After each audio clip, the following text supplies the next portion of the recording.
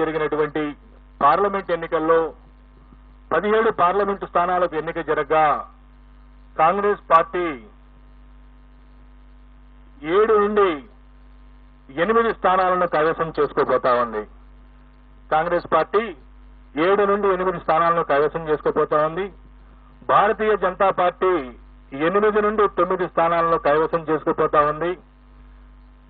అలాగే ఎంఐఎం కేవలం పోటీ చేసింది 1 స్థానం అయినప్పటికీ భారతీయ జనతా పార్టీ అభ్యర్థి మాధవీలత తీవ్రమైనటువంటి పోటీ ఉన్నప్పటికీ ఎంఐఎం మరొక 1 స్థానం గెలవబోతా ఉంది. గతంలో 39 అసెంబ్లీ స్థానాలు సాధించి అంతకుముందు 2019 పార్లమెంటు ఎన్నికల్లో 8 పార్లమెంటు స్థానాలు సాధించినటువంటి టీఆర్ఎస్ పార్టీ ఇప్పుడు 0 స్థానాలకు పరిమితం కాబోతా ఉంది.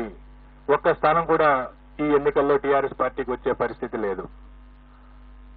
సాక్షాత్తు తెలంగాణ రాష్ట్ర సమితి అధ్యక్షుడు కేసీఆర్ గారు, సీనియర్ నాయకులు హరీష్ రావు గారు ప్రాతినిధ్యం వహిస్తున్నటువంటి మెదక్ పార్లమెంటు కూడా ఈరోజు టీఆర్ఎస్ పార్టీ పొందలేనటువంటి పరిస్థితి.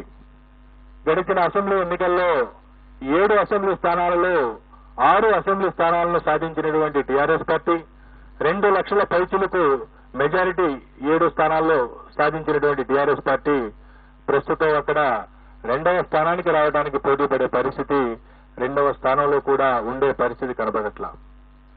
సో ఈ విధంగా భారతీయ జనతా పార్టీ ఆదిలాబాద్, నిజామాబాద్, కరీంనగర్, జహీరాబాద్, మెదక్, మల్కాజ్గిరి, చేవెళ్ల, సికింద్రాబాద్ 8 స్థానాలను సునాయాసంగా కైవసం చేసుకుంటూ మహబూబ్ నగర్ లో గట్టి పోటీ ఉన్నప్పటికీ స్వల్ప ఆధిక్యతతో శ్రీమతి డికే అరుణ గారు అక్కడ విజయం సాధించే అవకాశాలున్నాయి.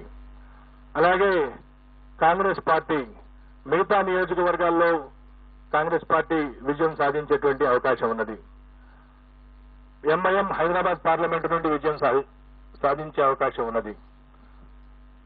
భారత రాష్ట్ర సమితి దాదాపు అన్ని నియోజకవర్గాల్లో 3వ స్థానంలో ఉన్నటువంటి పరిస్థితి.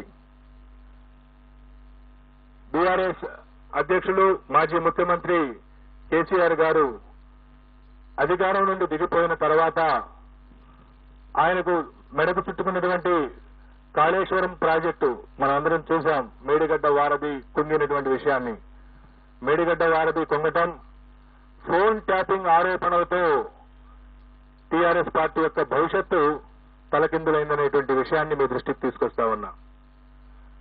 ముఖ్యంగా ఫోన్ ట్యాపింగ్ కేసీఆర్ గారు ఎంతో గొప్పగా చెప్పుకున్నటువంటి జలయజ్ఞంలోని మేడిగడ్డ వారధి కుంగటం, వరుసగా ఆ పార్టీ నుండి ఎన్నికల్లో ఓడినటువంటి 1-2 నెలల లోపలనే అనేక మంది ముఖ్య నాయకులు వీడిపోయటం తెలంగాణ రాష్ట్ర సమితికి తీవ్ర నిరాఘాతంగా పరిణమించింది. కొన్ని నియోజకవర్గాల్లో టీఆర్ఎస్ పార్టీ డిపాజిట్ కోల్పోయేటువంటి పరిస్థితి వచ్చింది.